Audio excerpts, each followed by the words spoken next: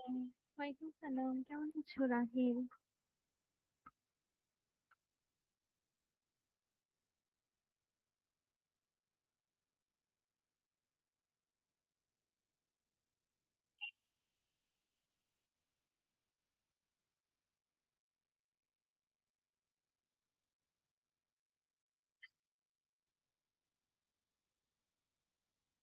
কেমন আছো রাহিল?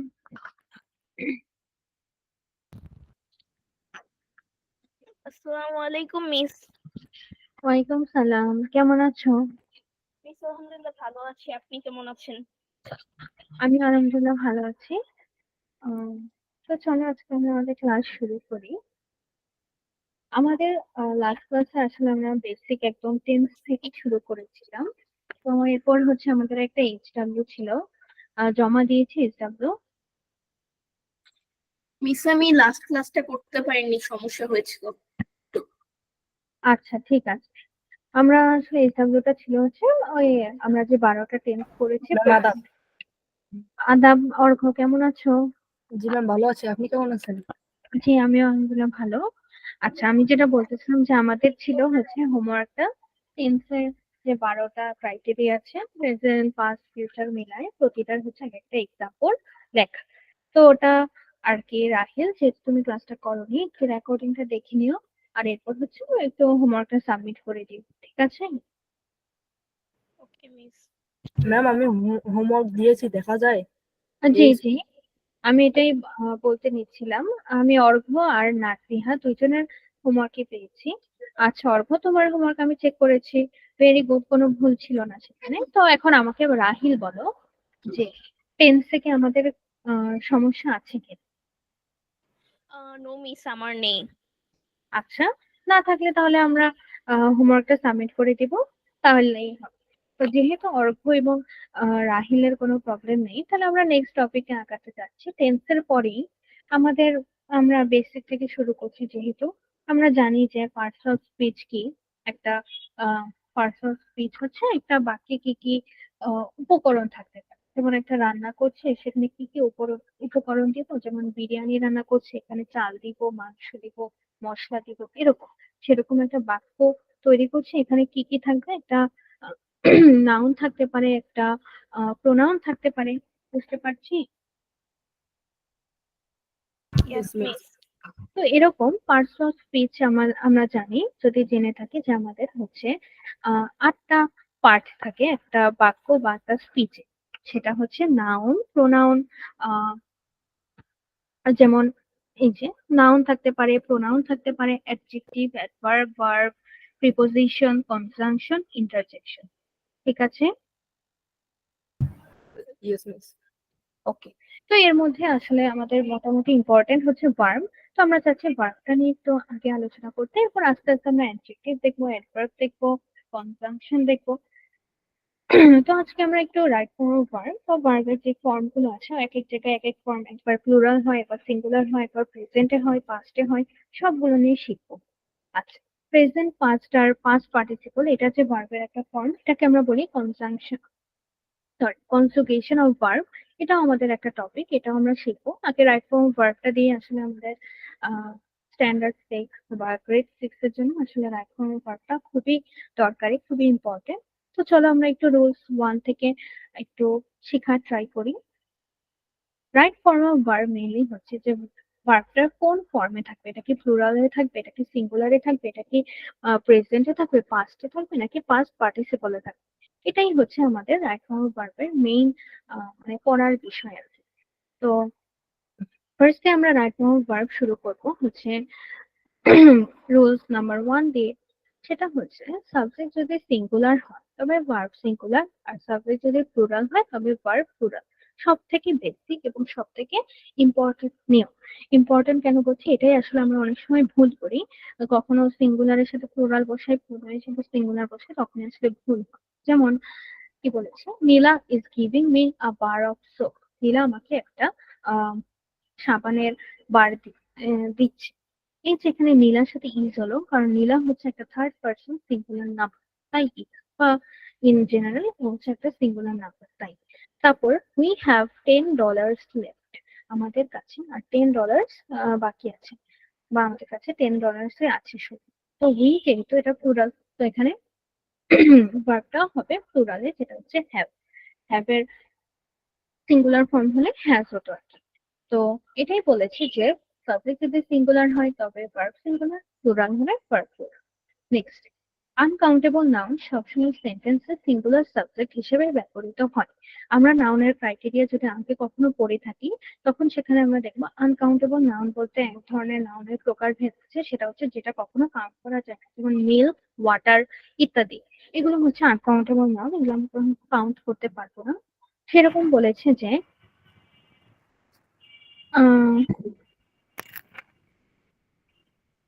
মাত্র জয়েন করেছে, যে কি নাম তোমার? ওয়ালাইকুম সালাম, কি নাম? আচ্ছা, ঠিক আছে। তো কেমন আছো লতিফ? আমরা হচ্ছে এখন রাইট ফর্ম অফ ভার্ব নিয়ে পড়া শুরু করেছি। ভালো আছি, আপনি আচ্ছা, জি আমিও ভালো আছি। আচ্ছা, আমরা যেখানে ছিলাম, এই যে আমাদের রাইট ফর্ম অফ ভার্ব, আমরা খুব একটা আগাইনি। সাবজেক্ট যদি সিঙ্গুলার হয় তবে ভার্ব সিঙ্গুলার, সাবজেক্ট প্লুরাল হলে ভার্ব প্লুরাল, এটাই আমরা বোঝার চেষ্টা করছি। যেমন প্রথম এক্সাম্পল ছিল Neela is giving me a bar of soap. Neela আমাকে একটা সাবানের বার দিচ্ছে। এই যে দিচ্ছে, যে নীলা, এটা একজন মানুষ, এটা একটা সিঙ্গুলার পার্সন, তো এই জন্য ভার্ব হয়েছে ইজ। তারপর উই হ্যাভ $10 লেফট। এই যে আমি এই এক্সাম্পলটার কথা বলছি, উই হ্যাভ $10 লেফট, আমাদের কাছে $10 অবশিষ্ট আছে। তো উই যেহেতু, এই জন্য ভার্বটা হবে প্লুরালে, সেটা হবে হ্যাভ। এছাড়াও বলেছে আনকাউন্টেবল নাউন সবসময় সেন্টেন্সে সিঙ্গুলার অবজেক্ট হিসেবে ব্যবহৃত হবে। আনকাউন্টেবল নাউন, আমরা যদি কখনো নাউন সম্পর্কে এর আগের ক্লাসে, ছোট ক্লাসগুলোতে জেনে থাকি, তাহলে আমরা এটা শিখেছি হতো যে আনকাউন্টেবল নাউন হচ্ছে যে নাউন কাউন্ট করা যায় না, যেমন মিল্ক হতে পারে, ওয়াটার হতে পারে, রাইস হতে পারে ইত্যাদি। এগুলো কখনো কাউন্ট করা শেষ করা যাবে না বা কাউন্ট করা পসিবল না, এরকম হচ্ছে আনকাউন্টেবল নাউন, যেমন মিল্ক। তো বলেছে এরকম আনকাউন্টেবল নাউন যদি সেন্টেন্সে ব্যবহৃত হয় তখন আমাদের ভার্বটা হবে সিঙ্গুলার। এটা সবসময় সিঙ্গুলার হিসেবেই কাজ করবে। Milk is not cheap in cost. বুঝতে পেরেছি? Yes miss. সাবজেক্টের হেডওয়ার্ড অনুসারে ভার্ব বসে। হেডওয়ার্ড যদি সিঙ্গুলার হয় তবে ভার্ব হয় সিঙ্গুলার, হেডওয়ার্ড যদি প্লুরাল হয় তবে ভার্ব হয় প্লুরাল। আচ্ছা, আর হেডওয়ার্ড কি আমাদেরকে এটাও বলেছে যে প্রিপোজিশনের পূর্বের নাউনটি হচ্ছে হেডওয়ার্ড। আচ্ছা, আমরা যদি প্রিপোজিশন সম্পর্কে মোটামুটি আইডিয়া থাকে বা নাও থাকে, আমি বলে দিচ্ছি। আমরা আসলে ভার্বটা নিয়ে আগে পড়বো, কারণ ভার্বটা খুব ইম্পর্টেন্ট আমাদের জন্য। তো প্রিপোজিশনটা হচ্ছে এই যে অফ, এটা হচ্ছে আমাদের একটা প্রিপোজিশন। অফ এর শুরুতে যা থাকবে, এই যে quality of the books is good. এটাই বলেছে যে আমরা যখন বলি যে এই বুকস গুলোর কোয়ালিটি খুব ভালো, এই কথাটা ইংলিশে যদি লিখতাম the quality of the books is good, এখন মনে হতে পারে এখানে কি ইজ হবে না আর হবে? ইজও হতে পারে, আরও হতে পারে, কিন্তু হবে কি আসলে ইজ। কারণ কি, এটাই বলেছে আমরা যখন এরকম তাকাবো, যখন দেখবো the quality of the books, এখানে বুকস এর কোয়ালিটির কথা বলছে, বুকস নিয়ে কিছু বলছে না, তখন আমরা প্রিপোজিশনের আগের অংশটার দিকে তাকাবো, দা কোয়ালিটি। দা কোয়ালিটি এটা বোঝাচ্ছে যে আমাদের আসলে একটা সিঙ্গুলার বোঝাচ্ছে, মানে সিঙ্গুলার ওয়ার্ড বোঝাচ্ছে, তাই আর কি আমরা এখানে দিয়েছি কি। যেমন আরেকটা এক্সাম্পল যদি আমরা কল্পনা করি, বলো যে আচ্ছা, এই যে ধরো বলো the mangoes of the tree, কোনো একটা গাছের ম্যাঙ্গোস গুলা, the mangoes of the tree are very, তো ধরো বলো অমুক গাছের ম্যাঙ্গোস গুলা খুবই টেস্টি। এখন দেখো, এখানে যদি আমরা তাকাই দ্য ম্যাঙ্গোস, এখানে আমাদের তাকাতে হবে হচ্ছে প্রিপোজিশন দিকে, অফের দিকে তাকালাম, এর আগে কি আছে? The mangoes. এটা যেহেতু প্লুরালে লেখা, তো আমরা অবশ্যই এখানে আর দিব, সিঙ্গুলার দিব না, প্লুরালটাই দিব। এটাই আমাদেরকে বলেছে যে আমরা হেড ওয়ার্ডের দিকে তাকাবো। তো অনেকগুলো ওয়ার্ড আমরা বুঝতে পারছি না এখানে কি, কোনটা কি, তখন আমরা তাকাবো প্রিপোজিশনটা কোথায় আছে, এর আগে যেটা লেখা সেটার উপর ডিপেন্ড করে হবে যেটাকে সিঙ্গুলার হবে নাকি প্লুরাল। তো এটাই ছিল আমাদের মেইনলি বেসিক্যালি রোল 1। তারপর আমরা যাবো এখন রোল 2 তে। বলেছে সাবজেক্ট যদি থার্ড পারসন সিঙ্গুলার নাম্বার হয় এবং ভার্ব যদি প্রেজেন্ট ইনডিফিনিট টেন্সে হয় তাহলে ভার্বের সাথে এস বা ইয়ে যোগ করতে হয়। আচ্ছা, খুবই সুন্দর। যেমন the teacher teachers us English, এটা যেমন একটা এক্সাম্পল। তো এখানে কেন বললো, এখানে থার্ড পার্সন, দ্য টিচার হচ্ছে আমাদের আমরা জানি থার্ড পার্সন সিঙ্গুলার নাম, এখানে দ্য টিচার বা দ্য ম্যান বা দ্য গার্ল এরকম যদি হতে পারতো, বা টিচার, এই জন্য ভার্ব হচ্ছে টিচ। আমরা জানি ভার্ব মানে হচ্ছে সাবজেক্টের পরে যেটা বসছে সেটা হচ্ছে ভার্ব, বা যেটা দিয়ে কাজ করা বোঝাচ্ছে এরকম। তো এর সাথে এস বা ইএস যুক্ত হবে, টিচের সাথে ইএস যুক্ত হয়, বা ইটের সাথে আবার এস যুক্ত হয়, say it's right, say it's right এরকম। তো আমরা বুঝতে পেরেছি রুল 1, রুল 2। Yes, miss. ওকে, নেক্সট আমরা রুল 3 তে যাই। বলেছে সাধারণত এন্ড দ্বারা যুক্ত দুই বা ততোধিক নাউন প্রোনাউনকে একত্রে প্লুরাল সাবজেক্ট ধরা হয় এবং এরপরে ভার্বও প্লুরাল হয়। আচ্ছা, এটা আমাদের জন্য আসলে কি এখন দেখবো যখন আমরা রুলস নিয়ে পড়ছি তখন আমাদের কাছে খুব একটা কনফিউশন মনে হয় না, মনে হয় যে হ্যাঁ এটা তো প্লুরালই হওয়ার কথা, এটা তো সিঙ্গুলারই হওয়ার কথা এরকম। কিন্তু যখন আমরা এটা অ্যাপ্লাই করতে যাবো তখন আমরা একটু কয়েকটা এক্সারসাইজ দেখি, তখন আসলে এটা কনফিউজিং লাগে খুব। যেমন বলেছে এন্ড দ্বারা যুক্ত, এই যে এন্ড দিয়ে দুজনের নাম যোগ করা হয়েছে, অয়ন এবং নৌরিন আর হিটিং বিলো দ্য বেল্ট। এখানে অয়ন এবং নরিন দুইটাই হচ্ছে এন্ড দিয়ে যুক্ত, তাই এখানে ভার্বটাও হয়েছে আমাদের প্লুরাল। নেক্সট যদি আমি তাকাই, রুল 4 এ বলেছে সাধারণত এন্ড দ্বারা যুক্ত দুটি পদ আলাদা দুজন ব্যক্তিকে নির্দেশ করে, দুটি পদের পূর্বে দা বসে এবং ভার্বটি প্লুরাল। এটা একটু ইম্পর্টেন্ট। এটা কি বলেছে, আলাদা দুজন ব্যক্তি, যেমন the headmaster and the secretary have given me a hand. এখানে তোমরা বলবা যে অয়ন এবং নরেন, এখানে কেন দা হলো না? আসলে কি এখানে আমরা আহ দুজন ব্যক্তির থেকে বেশি যে দুটো পদের তুলনা বেশি করছি, যেমন এখানে একজন হেডমাস্টার এবং একজন হচ্ছে স্কুলের সেক্রেটারি, দুইটা পদের কথা বলছি, তাই এখানে আমরা দা দিয়ে লিখবো। The headmaster and the secretary have given me a hand, মানে হচ্ছে কাজে হেল্প করা। গিভেন মি আ হ্যান্ড বলতে বোঝাচ্ছে হেল্প করা। তো the headmaster and the secretary have given me a hand, এখানে আমরা প্লুরাল লিখেছি কেন, কারণ যেখানে the headmaster and the secretary এভাবে দুটা পদ বা দুজন ব্যক্তিকে আলাদা করে নির্দেশ করবো তখন আমরা প্লুরাল লিখি, এই যে আমরা শিখলাম একটা নিয়ম। কিন্তু the headmaster and secretary has help the lame dog over a stile. দেখো এখানে দেখার বিষয়টা সেটা হচ্ছে যে এখানে কিন্তু দ্য হেডমাস্টারের পর সেক্রেটারির আগে কোনো দাগ, এটা দেখতে পাচ্ছি। Yes, miss. Yes, miss. আচ্ছা, এটা আসলে এখানে এমন এটা আসলে বোঝাচ্ছে না যেখানে দুজন ব্যক্তি আছে যেখানে দা নেই, এটা আসলে বোঝাচ্ছে যে যিনি আমাদের ধরো স্কুলের হেডমাস্টার, তিনি আসলে আমাদের আহ ওই স্কুলেরই সেক্রেটারি, মানে একই সাথে দুজন আহ আর কি একই পদ, একজনের আর কি, একজনের দুটো পদ এরকম। আচ্ছা, এখন আমাদের আরেকটা শিখার বিষয় সেটা হচ্ছে যেটা এখানে একটা লেখা আছে has help the lame dog over a stile. এটা আসলে আমাদের একটা ফ্রেজ আমরা বলতে পারি।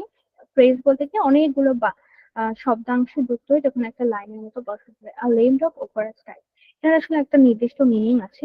এটার অর্থ হচ্ছে যেমন কেউ ধরো অনেক অসুস্থ বা কারো উম নিজের খরচ বহন করার মতো সামর্থ্য নেই এমন কাউকে হেল্প করা, বা দুস্থ গরিব এরকম কাউকে হেল্প করাকে আমরা ইংলিশে এভাবে বলতে পারি a lame dog over a stile.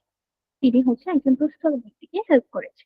এটা আমরা বড় হয়ে শিখি যে ফ্রেজ কি, ইডিয়মস কি, এগুলো হচ্ছে আমরা এভাবে বলতে পারি, ইংলিশে সাধারণত এভাবে বলে। তো আমরা এই পর্যন্ত বুঝেছি দা দিয়ে যদি আলাদা করে তাহলে যে প্লুরাল হয় এবং দা ছাড়া যে সিঙ্গুলার হয়। Yes, miss. ওকে, Yes, miss. তো নেক্সট আমরা যদি তাকাই সেটা হচ্ছে রুল 5। রুল 5 এ বলেছে each every everyone, each everyone everybody everything anyone anything no one nothing someone somebody something, তারপর nobody ইত্যাদি সাবজেক্ট হিসেবে ব্যবহৃত হলে ভার্বটি সিঙ্গুলার হয়। আচ্ছা, এর পরের লাইনটা তো আমি আবার পরে পড়ছি, আগে এটা দেখে নিই। যেমন everyone has intent in smoke, এটাও আমাদের আসলে একটা ইডিয়মের মতো, ইন্টেন্ট ইন স্মোক। আচ্ছা, এটা বলার আগে আমরা বুঝতে পারবো যে এভরিওয়ান এভরিবডি থাকলে যে কি বুঝি সেটা আমরা বুঝতে পেরেছি। এভরিওয়ান এভরিবডি বলতে সাধারণত যখন একজনকে বা সিঙ্গুলার মিনিং বোঝাচ্ছে এই জন্য আর কি আমরা এই জন্য ওটা ইয়াতে দিয়ে থাকি, মানে সিঙ্গুলার ভার্ব ইউজ করি, যেমন এভরিওয়ানের সাথে হ্যাভ আমরা ইউজ করি এই কারণে। তো এরপরে যে ইডিয়মটার কথা বললাম বা ফ্রেজের কথা হলো ইন্টেন্ড ইন স্মোক। এখন দেখো তোমরা হয়তো একটু কনফিউজ হবা যে এখানে ইন্টেন্ড ইন স্মোক এটার মানে কি বোঝাচ্ছে। এটাও আসলে এরকম একটা আহ বাগধারার মতো। ইংলিশে আমরা বাংলায় বাগধারা পড়ে থাকবো হয়তো, এই যে গাছে কাঁঠাল বকে তেল, এটা আসলে বলি একটা কিন্তু বোঝাই আসলে আরেকটা। এরকম ইংলিশে এরকম কিছু কিছু আছে, যেমন তোমাদের এটা দিয়েছে এন্টারটেইনমেন্ট স্মোক, মানে এটার অর্থ হচ্ছে কোনো একটা আহ কাজে ভালো রেজাল্ট আসেনি এমন। তো এটাই তোমাদেরকে বলছি, এভরিওয়ান হ্যাজ এন্টারটেইনমেন্ট স্মোক, মানে কারো না কারো লাইফে এরকম থাকে, সবার লাইফে যে কোনো কাজে সফল হতে পারেনি এরকম ঘটনা থাকে। তো এটার থেকে ইম্পর্টেন্ট আমাদের যেটা পড়ার বিষয় ছিল যে এভরিওয়ানের সাথে যে হ্যাজ। এরপর আরেকটা কথা লিখেছে যেটা আমরা তখন পড়িনি, বলেছে each of the, one of the, either of the, neither of the, none of the, এরকম থাকলে নাউন বা প্রোনাউন প্লুরাল হবে কিন্তু ভার্ব সিঙ্গুলার। খুবই ইম্পর্টেন্ট, এটা আসলে পরীক্ষায় খুবই আসে এই রুলসটা, মানে এটা খুব কনফিউজিং। যেমন ইচ অফ দা ওয়ার্কার্স, দেখো এখানে ইচ অফ দা আছে, ইচ অফ দা বয়েজ হতে পারে, ইচ অফ দা ওয়ার্কার্স হতে পারে, অনেক কিছু। Each of the workers was working in the field with kith and kin. আচ্ছা, ফার্স্ট দেখো each of, either of, neither of ইত্যাদির পরে আমাদের নাউনটা হচ্ছে প্লুরাল হলেও ভার্বটা সিঙ্গুলার হবে, এটা কি বুঝেছি? Yes, miss. ওকে। আচ্ছা, এরপর বলেছে কিথান কিন। কিন বলতে বোঝাচ্ছে যে একটু ফ্রেন্ডলি এনভায়রনমেন্টে, মানে হচ্ছে সবাই যে কাজ করছে সবাই খুব সহমর্মিতার সাথে ফ্রেন্ডলি বিহেভিয়ারে কাজ করছে। তারপর neither of them is food obsessed person, মানে কেউ তাদের মধ্যে কেউই খাদ্য রসিক না এরকম বোঝাচ্ছে। তো নাইদার অফ দেম, দেখো এখানে নাউনটা প্লুরাল হবে বলেই দিয়েছে, এই যে অনেকগুলো মানুষের, মানে অনেকে, তাদের মাঝে কেউই আহ খাদ্য রসিক না বা এরকম বোঝালে এখানে ভার্বটা হবে সিঙ্গুলার। তো এটা আমাদের মনে রাখতে হবে অবশ্যই যে each, every, everyone, everybody, everything ইত্যাদি থাকলে হচ্ছে আমাদের নাউন সিঙ্গুলার হয়, সরি ভার্ব সিঙ্গুলার হয়। আর এরপর যদি each of the, one of the, either of the, neither of the থাকে তাহলে নাউন প্লুরাল হবে, নাউন বা প্রোনাউন আর কি প্লুরাল হবে কিন্তু ভার্ব হবে সিঙ্গুলার। এই দেমটা হবে প্লুরাল, ইজটা হবে সিঙ্গুলার, মানে ভার্বটা singular, noun plural, noun or pronoun. এ পর্যন্ত ক্লিয়ার আমরা?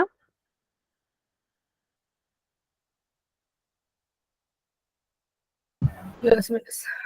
ওকে, নেক্সটে বললো as well as, with, along with, among with, together with, accompanied by, followed by, in addition to, including to, except, not and not, আর এটা একসাথে use হয় and not ইত্যাদি দ্বারা যুক্ত দুটি নাউন বা প্রোনাউনের ক্ষেত্রে প্রথম নাউন বা প্রোনাউন অনুসারে ভার্ব বসে। এই দেখো এখানে যে এতগুলো ওয়ার্ড আছে প্রতিটা আমাদের আসলে মুখস্থই রাখতে হবে, এটা ছাড়া আর কোনো উপায় নেই। অ্যাজ ওয়েল অ্যাজ মানে হচ্ছে এবং বুঝে আর কি। যেমন I like milk as well as orange juice, এরকম বুঝে যে আমি মিল্ক এবং অরেঞ্জ জুস দুইটি এরকম। তারপর উইথ অর্থ আমরা জানি সাথে, অ্যালং উইথ অনেকটা সাথে বোঝায়। তারপর এমং উইথ অনেকের সাথে। তারপর together with, accompanied by, accompanied with, followed by, in addition to, in addition to হচ্ছে যোগ করা এমন বোঝাচ্ছে। ইনক্লুডিং টু হচ্ছে যুক্ত আছে কোনো কিছু এরকম। এক্সেপ্ট বলতে যেমন I like every vegetable except spinach, এটা আমরা বলতে পারি যে উদাহরণস্বরূপ যে আমি সব পছন্দ করি পালং শাক ভাত, এরকম আর কি। তো এক্সেপ্ট বুঝালে এটা বলি। তারপর এন্ড নট ইত্যাদি। তো এগুলো আমাদের আসলে একটু মুখস্থ রাখতে হবে বা মনে রাখতে হবে। এরকম হলে কি হবে আগে শিখে নিই। দুটি নাউন বা প্রোনাউনের ক্ষেত্রে সাধারণত প্রথম বা নাউন বা প্রোনাউন অনুসারে ভার্ব বসে আছে। এক্সাম্পলের দিকে তাকাই। চৈতি along with her friend has looked into my resume। ফার্স্টে দেখো চৈতি along with her friend, সে হচ্ছে তার ফ্রেন্ডের সাথে তার ওই যে আমার অ্যাপার্টমেন্ট এসেছে।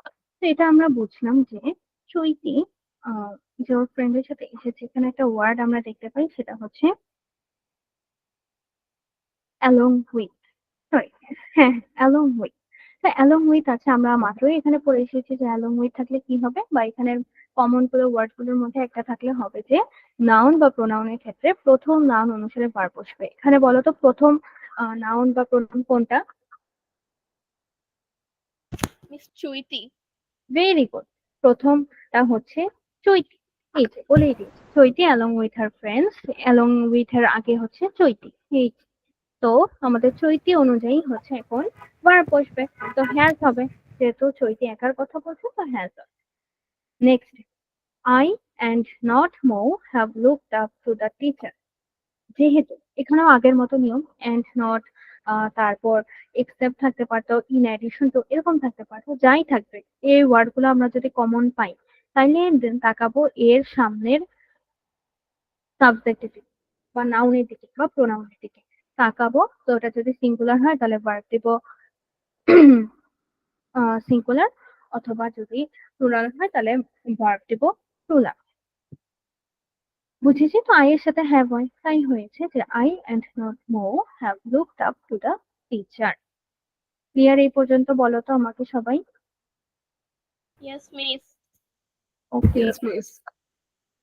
নেক্সট ডে বলেছে রুল 7 এ যদি আমরা যাই, সেটা হচ্ছে not only but also either or neither nor এবং অর দ্বারা যুক্ত দুই বা ততোধিক নাউন প্রোনাউনের ক্ষেত্রে সর্বশেষ নাউন প্রোনাউনটি অনুসারে ভার্ব হবে। এই যে দেখো, এখন থেকেই কিন্তু তোমাদের একটু কনফিউজিং লাগা শুরু করবে, একবার বলছে পিছের অনুযায়ী, একবার বলছে সামনের অনুযায়ী, এটা একটু কনফিউজিং।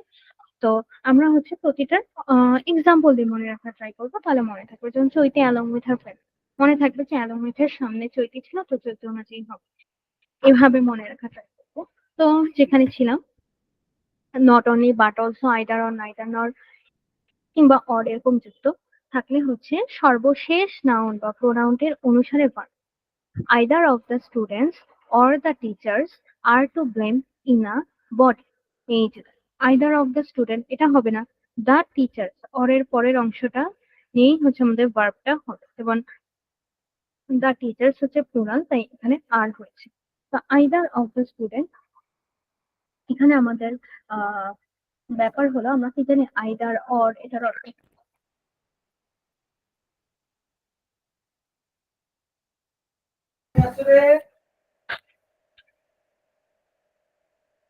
আচ্ছা, যদি না জানি কোনো সমস্যা নেই, আইদার অর এটার অর্থ হচ্ছে যে হয় এটা নালে ওটা, এরকম, হয় এটা নালে ওটা। যেমন আইদার আমি আজকে গাছ লাগাবো, or I will slip all day, হয় আমি গাছ লাগাবো নাহলে সারাদিন ঘুমাবো, এরকম একটা। ধরো আমি আজকে, এটা আমার ডিসিশন, আমি কি আজকে সারাদিন মানে সকালে গাছ লাগাবো নাকি ঘুমাবো, এরকম। তো যখন আমি বলছি যে হয় এটা নাহলে ওটা, এরকম বোঝাতে আমরা আইদার অর এই দুইটা ওয়ার্ড আর কি ইউজ করি। তারপর বলেছে you or she visits us now and again. এখন আমাকে, এটা আমরা দেখে বুঝতে পারছি যে এখানে কেন ভিজিট হয়েছে।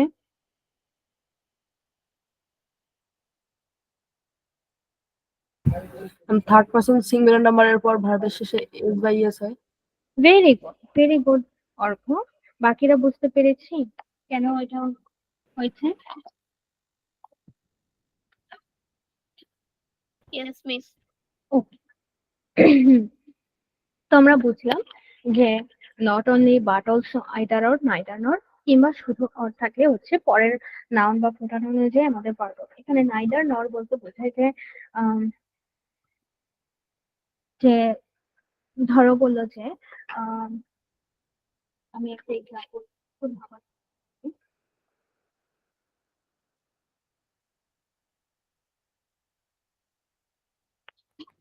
যেমন বললো যে আই নাইদার স্পিক স্প্যানিশ নর আন্ডারস্ট্যান্ড ইট, মানে হচ্ছে না আমি স্প্যানিশ ভাষায় কথা বলি, না আমি এটা বুঝি, কোন একটা এরকম যদি মিনিং বোঝায় তখন আমরা নাইদার নর ইউজ করি। যেমন I neither understand, sorry, I neither speak Spanish or নর আন্ডারস্ট্যান্ড, এরকম বোঝালে হচ্ছে নাইদার নর। আর আইদার অর হচ্ছে আমরা হয় এটা নাহলে ওটা, এরকম। তারপর এতটুকু বুঝে থাকলে আমরা রুল 8 এ তাকাই, সেটা হচ্ছে একক দূরত্ব, পরিমাণ, সময়, ওজন, বয়স, অর্থ ইত্যাদি প্লুরাল হলেও পরের ভার্বটি সিঙ্গুলার হবে। যেমন 50 years is a good distance. এটা একটা দূরত্বের কথা বোঝাচ্ছে।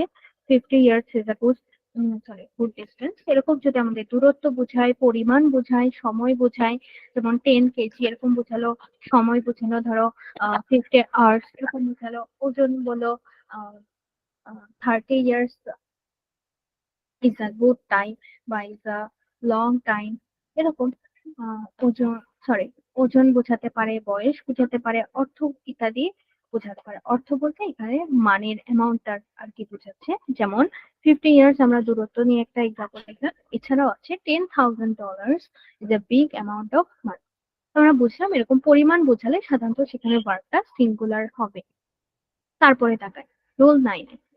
আচ্ছা, রুল 9 এ যাওয়ার আগে আমরা এতক্ষণ যে একটা একটু কনফিউজিং কয়েকটা পড়েছি সেগুলো আমি একটু রিভাইজ করি, তাহলে আমাদের জন্য ইজি হবে। যেমন রুল 1 তো মোটামুটি ইজি ছিল, 3টাও ইজি ছিল। 4 থেকে দা যুক্ত যদি দুটো পদ বোঝায় বা দুটো মানুষকে বোঝায়, একই সাথে দুটো পদ প্লাস দুটো মানুষ এরকম বোঝায়, তাহলে সেখানে ভার্বটা হবে প্লুরাল। আর যদি দা শুধু একটা সামনে থাকে আর একটার সামনে না থাকে তাহলে সেটা হবে সিঙ্গুলার। তারপর each, every, everyone, everybody, everything, an any, anyone, anything, no, nobody, nothing, তারপর সামওয়ান, সামবডি, সামথিং এরকম যুক্ত সাবজেক্ট হলে আমাদের তখন ভার্বটা হবে সিঙ্গুলার। এনিওয়ান, এনিবডি, এভরিবডি বা every mother loves her child, every rose has a thorn এরকম এরকম হলে আমাদের ভার্ব হবে সিঙ্গুলার। কিন্তু each of, one of, either of, neither of, none of এই পাঁচটা থাকে। Each of, one of, either, neither, naan of এগুলো থাকলে আমাদের হবে ভার্বটা সিঙ্গুলার। আমাদের নাউনটা বা প্রোনাউনটা প্লুরাল হলেও ভার্ব হবে সিঙ্গুলার। এটা আমাদের মনে রাখতে হবে যে each of, one of, either of, neither of, none of থাকলে ভার্বটা হবে সিঙ্গুলার।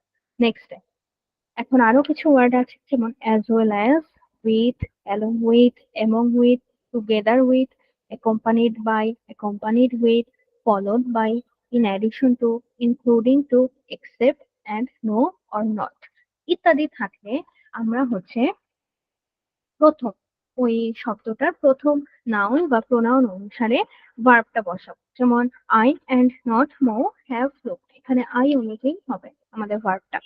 তারপর আরো একটা শিখেছি not only but also, either or, neither not অথবা অর এরকম যুক্ত সেন্টেন্সে সর্বশেষ নাউন বা প্রোনাউন অনুসারে ভার্ব হবে।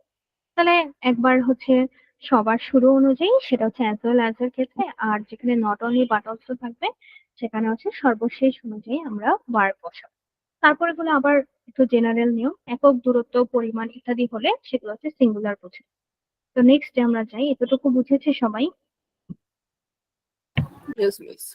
ওকে, তো আমরা রুলস 9 যা। আচ্ছা, এর আগে আমি বলি নাজিহা তুমি আহ, যদিও ক্লাসে একটু রেসপন্স আর কি করো না, বাট হ্যাঁ থ্যাংক ইউ, আমি তোমার সরি হোমওয়ার্ক হচ্ছে পেয়েছি স্কুলেতে। একটা কথা বলতাম সেটা হচ্ছে কি তুমি হচ্ছে পাস্ট ইনডিফিনিটে অনেক কঠিন একটা এক্সাম্পল লিখেছো, অনেক বড়। হ্যাঁ, আমরা যেহেতু এখন বেসিক থেকে শিখছি তো আমরা চেষ্টা করবো একটু ইজি করে পড়ার, তাহলে ইজি লাগবে। যেমন আই এট রাইস, এটা আমরা বলতে পারি। আর আমি দেখেছি যে তুমি বিফোর আফটার দিয়ে লিখেছো আর কি। আমি বললাম যে পাস্ট ইনডিফিনিট বলতে আসলে সবসময় কঠিন বোঝে এরকম না, আমি জাস্ট ওটা এক্সাম্পল হিসেবে দেখিয়েছি। আচ্ছা, আমরা যেখানে ছিলাম সেখানে যাই। এবার বলেছে আনকাউন্টেবল নাউন, আমরা এতক্ষণ পড়েছিলাম আনকাউন্টেবল নাউন হলে কি হয় বলো তো ভার্বটা?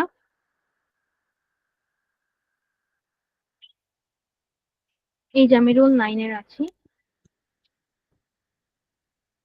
ইয়েস মিস, আবার বলবেন, বুঝতে পারিনি। আনকাউন্টেবল নাউনের ভার্বটা কি হয়?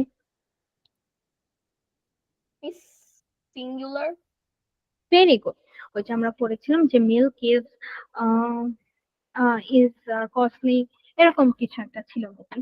তো আনকাউন্টেবল হলে সেখানে হচ্ছে আমাদের ভার্ব সিঙ্গুলার হয়, এটা আমাদের পড়া। তো এখানে কি লিখেছে দেখে, আনকাউন্টেবল নাউন এবং অ্যাবস্ট্রাক্ট নাউন অর্থের দিক থেকে প্লুরাল হলেও ভার্ব সিঙ্গুলার। আচ্ছা, অ্যাবস্ট্রাক্ট নাউন কি আমরা কি কেউ জানি? অ্যাবস্ট্রাক্ট নাউন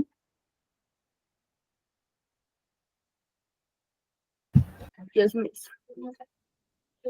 আমি কি বলতে পারবো কি অ্যাবস্ট্রাক্ট নাউন? এক্সাম্পল দিলেই হবে। Ma'am honest, very good. Honesty আমরা বলবো লাভ, অনেস্টি। হ্যাঁ, ভেরি গুড। কিংবা যেমন পেশেন্স, এটা হতে পারে। তারপর বিউটি, এরকম যেগুলো ধরা ছোঁয়ার বাইরে, এরকম নাউন গুলো সাধারণত আমাদের। মিস আপনার কথা একটু শোনা যাচ্ছিল না, আবার বলবেন কি এতক্ষণ? আচ্ছা, আমরা ছিলাম যে আনকাউন্টেবল নাউন আমরা জানি কি, যেগুলো হচ্ছে কাউন্ট করা যায় না, এবং অ্যাবস্ট্রাক্ট নাউন কি সেটা আমরা বোঝার চেষ্টা করছি। যেমন অ্যাবস্ট্রাক্ট নাউন আমরা জানি, যদি জেনে থাকি, সেটা হচ্ছে ধরা ছোঁয়ার বাইরে এমন কিছু হচ্ছে অ্যাবস্ট্রাক্ট নাউন। যেমন অনেস্টি, এটা একটা কোয়ালিটি, এটা একটা অ্যাবস্ট্রাক্ট নাউন। তারপর বিউটি, তারপর পেশেন্স, তারপর politeness. Very good, politeness, wisdom ইত্যাদি। এগুলো হচ্ছে আমাদের অ্যাবস্ট্রাক্ট নাউন। তো কি বলেছে, আনকাউন্টেবল নাউন, অ্যাবস্ট্রাক্ট নাউন অর্থের দিক থেকে প্লুরাল হলেও এগুলো আসলে ভার্ব হবে সিঙ্গুলার। আচ্ছা, আমরা জানি আনকাউন্টেবল নাউন কি। আনকাউন্টেবল নাউন এই যে water, milk, ink, soup, dust, sand, rice, grass, তারপর সল্ট, মেবি, হ্যাঁ সল্ট। আচ্ছা, তারপর হেয়ারও হতে পারে, হেয়ার। তারপর এখানে আসলে দুটো মিলিয়ে দিয়েছে। এছাড়াও অ্যাবস্ট্রাক্ট নাউনও আছে, যেমন সিনারি হতে পারে, মেশিনারি হতে পারে। তারপর এই যে কারেজ হতে পারে, পিস হতে পারে, সিম্প্যাথি হতে পারে ইত্যাদি। তো এটাই বলেছে যে আনকাউন্টেবল নাউন বা অ্যাবস্ট্রাক্ট নাউন থাকলে আমরা ভার্বটা সিঙ্গুলার দিব। আমরা এর আগে পড়েছিলাম যে আনকাউন্টেবল থাকলে ভার্ব সিঙ্গুলার হয়, এবার আরো একটা শিখেছি যে অ্যাবস্ট্রাক্ট থাকলেও ভার্ব সিঙ্গুলার হয়। যেমন the scenery of Cox's Bazar is very charming. এই যে এখানে দ্য সিনারি, এই সিনারিটা হচ্ছে আমাদের অ্যাবস্ট্রাক্ট নাউন, এই জন্য হচ্ছে আমরা এখানে ইজ দিচ্ছি। নেক্সটে আমি যদি যাই, এটা আমাদের খুব ইম্পর্টেন্ট। এটা কেন ইম্পর্টেন্ট, এটা যখন আমরা বড় হব তখন দেখবা এই ব্যাপারটা, ধরো তুমি যদি কখনো ভুল করো, তখন আসলে একটু অকওয়ার্ড হবে, কারণ এই ব্যাপারটা তখন সবাই দেখবা যায়। তোমরা এখন ক্লাস সিক্স, এখন অনেকেই ভুল করবে, কোনো সমস্যা নেই, কিন্তু এইটে উঠবা, সেভেনে উঠবা, তখন দেখবা কি এই ব্যাপারগুলা কেউ ভুল করে না, সবাই জানে যে নিউজ, ওয়েজেস, ওয়েজ মানে হচ্ছে বেতন, physics, mathematics, politics, gallows, economics, civics, ethics, তারপর statistics, whereabouts, and the United States of America ইত্যাদি সিঙ্গুলার হিসেবে ব্যবহৃত হয়, এবং এদের পরে ভার্বও সিঙ্গুলার হয়। খুবই ইম্পর্টেন্ট। নিউজ, এই ওয়ার্ডগুলো আসলে আমাদের দুই তিনবার পড়লে মনে থাকবে মোটামুটি। দেখো, নিউজ শুনে মনে হয় প্লুরাল, কিন্তু আসলে এটা সিঙ্গুলার। তারপর ওয়েজেস, ফিজিক্স, ম্যাথমেটিক্স, তারপর পলিটিক্স, গ্যালোস। আচ্ছা, গ্যালোস অর্থ কি আমরা কি জানি?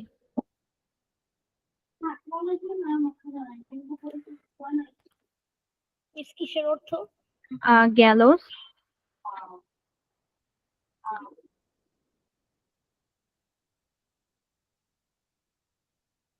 No miss. আচ্ছা, গ্যালোস মানে হচ্ছে সাধারণত ফাঁসি দেওয়ার জন্য যে একটা কাঠামো থাকে, একটা কাঠের তৈরি, ওটাকে বোঝায় গ্যালোস। তো এই ওয়ার্ড গুলো আমরা মনে রাখবো। গ্যালোস, ইকোনমিক্স, সিভিক্স, ইথিক্স। ইথিক্স কি আমরা জানি? ইথিক্স, ইথিক্স বলতে সাধারণত নীতি, এরকম বোঝায়। নীতি, নৈতিকতা ইত্যাদিকে আমরা ইথিক্স বলবো। তো নীতি, তারপর কি বললো, স্ট্যাটিস্টিক্স, হার অ্যাবাউট। এছাড়া এটা একটা এক্সাম্পল দিয়েছে যে the United States of America. দেখো, এটা দেখে মনে হচ্ছে যে এটা আসলে আহ, অনেকগুলো স্টেটস এর কথা বলছে, যেহেতু তো এটা মনে হয় প্লুরাল নাউন হবে, বাট এরকম কিছু না, এটা সবই হচ্ছে সিঙ্গুলার। তো এটা আমাদের জন্য খুব ইম্পর্টেন্ট, এটা আসলে একটু মনে রাখা দরকার। সবাই তো ট্রাই করবো মনে রাখতে ওয়ার্ড গুলা। যেমন আমরা এক্সাম্পল দেখি, the wages of sin is this. তারপর mathematics is my favourite subject. এখানে দুই জায়গায় আমরা তাকাই, দুই ক্ষেত্রেই আমাদের ভার্বটা হয়েছে সিঙ্গুলার। এখানে যদি আমরা না বুঝতে পারি, ফার্স্টে প্রিপোজিশনের দিকে তাকাবো, প্রিপোজিশনের সামনে যেটা থাকবে ওটা অনুযায়ী হবে আমাদের ভার্ব। দা ওয়েজেস, আমরা কতক্ষণ আগেই পড়েছি যে দা ওয়েজেস থাকলে বা ওয়েজেস থাকলে আর কি সেই নাউনটা সিঙ্গুলার, ভার্বও তাই সিঙ্গুলার হবে।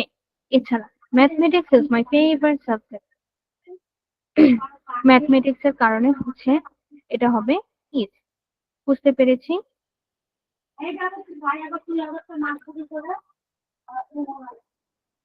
Yes miss. Okay, very good. তাহলে এই পর্যন্ত বুঝে থাকলে আমরা যাব রুলস 11-তে।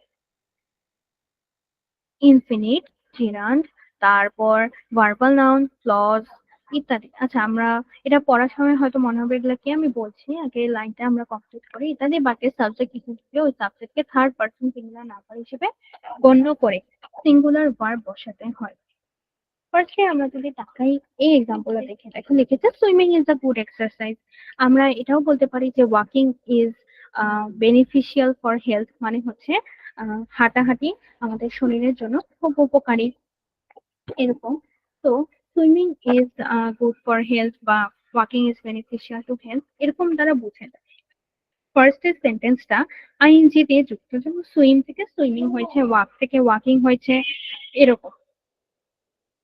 তো এটাকে আমরা কি বলি, যখন ফার্স্টে কোনো একটা সেন্টেন্সে ফার্স্ট নাউনটা বা ফার্স্ট যে নাউন থাকবে সেটা যদি আইএনজি হয়, এটাকে আমি নাউন কেন বলছি, এটা আসলে একটা নাউনের মতোই কাজ করে। যেমন swimming is a good exercise, এটা কিন্তু কোনো ভার্ব না। সুইমিং আমাদের সরি, এটা একটা সুন্দর ব্যায়াম বা ভালো ব্যায়াম, এরকম। এছাড়া আমরা বলতে পারি walking is beneficial to health. যখন এরকম সাবজেক্টের শুরুতে আইএনজি যুক্ত কোনো শব্দ থাকে এবং সেটা নাউন হিসেবে কাজ করে, নাউন বলতে কি, যেটা একটা নেমিং ওয়ার্ড, নাউন হিসেবে কাজ করে, সেটাকে আমরা বলি জিরাফ। এগুলো আমরা বড় হলে আরো বুঝতে পারবো, বাট যেহেতু আমাদের এখানে দিয়েছে তো আমরা একটু জানার জন্য জেনে রাখলাম যে কোনটা জিরান বলে। বুঝতে পেরেছি, সাবজেক্টের শুরুতে যদি আইএনজি যুক্ত শব্দ থাকে এবং নাউনের মতো কাজ করে। ম্যাম, আমরা যে ট্রেডিশনাল গ্রামার অনুসারে আনকাউন্টেবল নাউনের পূর্বে আর্টিকেল বা ডিটারমিনার বসে না, স্যার এইটা জানি ম্যাম। সরি অর্ক, একটু আবার বলো। আমরা তো জানি যে ট্রেডিশনাল গ্রামার অনুসারে আনকাউন্টেবল নাউনের পূর্বে ডিটারমিনার বা হচ্ছে ও আচ্ছা, আর্টিকেল বসে না। জি। দেখো, এখন এখানে আসলে এই যে the wages of sin is death, এটা এখানে তুমি বলতে পারো যে এখানে দা কেন হয়েছে, এটা আসলে এখানে আনকাউন্টেবল। হ্যাঁ, অবশ্যই এটা আনকাউন্টেবল নাউন বোঝাচ্ছে, কিন্তু যেমন আমরা বলি যে ম্যান ইজ মর্টাল, এটা যেমন একটা আহ বাগধারার মতো বা যেটা একটা সত্যর মতো, এরকম the wages of sin is death. যেমন একটা আহ মানে খারাপ কাজ বা সিন যেটা, এটার আহ ইয়াটা কি হতে পারে, ডেথের বা মারা যাওয়ার সমতুল্য। এরকম যখন আমরা বুঝি সেখানে আমরা দা ইউজ করতে পারি। যেমন আমি বললাম, ধরো আহ কোন একটা সেন্টেন্স, হ্যাঁ, যেটা ট্রেডিশনাল গ্রামার অনুযায়ী এটা মেনে চলে না, কিন্তু সেটা যেমন হতে পারে, সেটা এখানে আমি দা বসিয়েছি বা দা দেইনি, এটা আসলে ঠিক না যে সবসময় দা হবে না। যেমন ধরো কোনো একটা নিউজ তুমি জানতে পারলা, হ্যাঁ, তুমি তারপর এটা তোমার ফ্রেন্ডকে বলছো, তখন ও বললো কি, দ্য নিউজ ইজ ফেক, হ্যাঁ, ওই নিউজটা আসলে ফেক। তো এটা আসলে ঠিক না যে সবসময় আমরা দিতে পারি। তাই এটাও ঠিক যে আমরা এখানে ডিটারমিনার হিসেবে দাটা ইউজ করতে পারি। বুঝেছি। Yes miss. ওকে, আমরা কইছিলাম এই যে এখানে swimming is a good exercise, walking is beneficial to health. আচ্ছা, এখান থেকে আগে আমরা বুঝতে পেরেছি কোনটা জিরান্ড কাকে বলে। এই যে আমাদের ইয়েস ওয়াকিং, মিস। সুইমিং, এগুলো হচ্ছে আমাদের জিরান্ড, যেটা সাবজেক্ট শুরুতে বসে আইএনজি যুক্ত কিন্তু নাউন হিসেবে ব্যবহৃত হয় সেটা। তারপর to tell a lie is a great sin, মানে হচ্ছে মিথ্যা বলা খুব মহাপাপ। এই যে দেখো, টু টেল বললো, এখানে টু যুক্ত কোনো একটা ওয়ার্ড থাকলে সাধারণত সেটাকে আমরা একবারে বলি ইনফিনিটিভ। এখানে ইনফিনিট লিখেছে, আসলে এটা ইনফিনিটিভ বোঝাচ্ছে। ইনফিনিটিভ কি, তার মানে কোনো কিছু নির্দেশ করাকে, যেমন টু ইট। যেমন এটা আমি বলি যে ইনফিনিটিভের আরো সুন্দর সুন্দর উদাহরণ আছে। এর আগে আমরা এখানে আলোচনা করি to lie is a great thing. এখানে দেখি, এখানে মিথ্যা বলাকে আসলে নির্দেশ করা হচ্ছে। তো যখন আমরা আহ, এরকম উদাহরণ দিতে বা এরকম ক্ষেত্রে to study is a good practice, এরকম হিসেবে ইন্ডিকেট করি, তখন আসলে হচ্ছে সেটাকে আমরা ইনফিনিটিভ বলতে পারি। ইনফিনিটিভ হচ্ছে আমরা চেনার সব থেকে ইজি উপায় হলো টু যুক্ত ভার্ব। ভার্বটা কোন ফর্মে হবে, প্রেজেন্ট ফর্মে হবে। যেমন আহ একটা এক্সাম্পল বলি, যেমন টু আচ্ছা, to run is good for health. এটা আমি বুঝালাম যে আম, আম, যেমন দৌড়াদৌড়ি বা এই শরীর চর্চাটা দেহের জন্য ভালো। তো যখন আমরা এভাবে টু দিয়ে লিখি সেটাকেই আমরা সাধারণত ইনফিনিটিভ বলি। তাহলে প্রথমটা ছিল আমাদের জিরান্ড, দ্বিতীয়টা হলো আমাদের ইনফিনিটিভ, থার্ডটা হলো the writing of poem is my favourite hobby. এটা খুব ভালো example, the writing of poem is my favourite hobby. দেখো এখানে একটা জিনিস বোঝাচ্ছে দ্য রাইটিং অফ পোয়েম, এতটুকু বোঝাচ্ছে আমরা এতটুকু নিয়ে কাজ করব। এখান থেকে আমরা কি আইডেন্টিফাই করতে পারি যে এখানে আসলে পোয়েমের থেকে বেশি পোয়েম যে রাইট করা হয় এই গুণটার দিকে তাকানো হচ্ছে। এটা একই সাথে দেখো তিনটা ওয়ার্ড এখানে, দ্য রাইটিং অফ, এটা একই সাথে আমাদের ভার্বাল নাউন হিসেবে কাজ করছে। ভার্বাল নাউন কি, যেটা আসলে ভার্ব দিয়ে তৈরি কিন্তু এটা আসলে একটা নাউনের মতো কাজ করছে। এগুলো সব আমরা আরো আপার ক্লাসে যখন যাবো এগুলো অনেক ডিটেলস পড়ানো হয়। তো আমরা আসলে অত ডিটেলসে যাচ্ছি না, যেহেতু আমরা মাত্র রাইট ফর্ম ভার্ব দিয়ে শুরু করেছি। তো এটা আমরা বুঝলাম যে এখানে আমরা তিনটা জিনিস আইডেন্টিফাই করতে পারছি। শুরুতে যদি আইএনজি থাকে, ভার্বের সাথে নাউনের মতো কাজ করে, তাহলে সেটা হচ্ছে আমাদের জিরান্ড। টু দিয়ে যদি যুক্ত হয়, ভার্ব যদি প্রেজেন্ট ফর্মে থাকে, সেটা হচ্ছে ইনফিনিটিভ। এরকম the writing of poem is my favourite hobby, কিংবা দা এটা আসলে প্রেজেন্ট পাস্ট অনেক ফর্মেই হতে পারে। এরকম যদি থাকে সেটাকে আমরা বলি ভার্বাল নাউন। কিংবা that you completed the course, এটা আমাদের জন্য এখন হিসাবে চেনা খুব ইজি। এটা হচ্ছে ক্লজ। ক্লজ কি, যখন অনেকগুলো বাক্যাংশ ক্লজ এর বানানো বাক্যাংশ বা বাক্যের ছোট ছোট অংশ, যেমন এই যে that you completed the course, এই পুরোটা যুক্ত হয়ে একটা মিনিং প্রকাশ করছে। তো এতটুকু মিলে একটা মিনিং প্রকাশ করছে, তারপরে আমি ইজ দিয়েছি, তারপরে হচ্ছে অবজেক্ট দিয়েছি। ঠিক আছে, that you completed the course, এই পুরোটা হচ্ছে আমাদের একটা ক্লজ। ক্লজ মানে কি, বাক্যাংশ, যেখানে অনেকগুলো বাক্যের ছোট ছোট অংশ থাকবে। এখানে দ্যাট আছে, দ্যাট একটা পার্টস অফ স্পিচ, ইউ একটা পার্টস অফ স্পিচ, কমপ্লিটেড একটা পার্টস অফ স্পিচ, এরকম অনেকগুলো পার্টস অফ স্পিচ মিলে একটা ক্লজ তৈরি করছে এবং সেটাকে অর্থ প্রকাশ করছে। এরকম অনেকগুলো ছোট ছোট শব্দ মিলে যদি একটা অর্থ প্রকাশ করে সেটাকে আমরা বলি ক্লজ।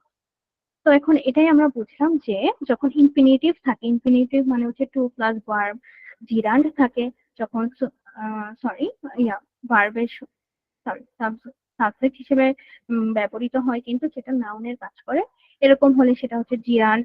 তারপর ভার্বাল নাউন যেমন দ্য রাইটিং অফ পোয়েম, এরকম যদি থাকে, অথবা এটা পাস্টে থাকতে পারে, ওটা উদাহরণ এখানে নাই, আমাদের ওটা খুব একটা দরকার না। এবং ক্লজ থাকতে পারে যেখানে অনেকগুলো বাক্যাংশ একসাথে একটা মিনিং প্রকাশ করে। তো এই সবগুলো যদি থাকে তখন হচ্ছে আমরা সিঙ্গুলার হিসেবেই ধরে নিই, ভার্বটাকে সিঙ্গুলার হিসেবে ইউজ করি। এই পর্যন্ত কি আমরা বুঝিয়েছি কিনা আমাকে জানাও তো। Yes, miss. ওকে, Yes, ভেরি yes. গুড। তারপর বলেছে রুল 12 এ যদি আমরা যাই, সেটা বলেছে কালেকটিভ নাউন হবে।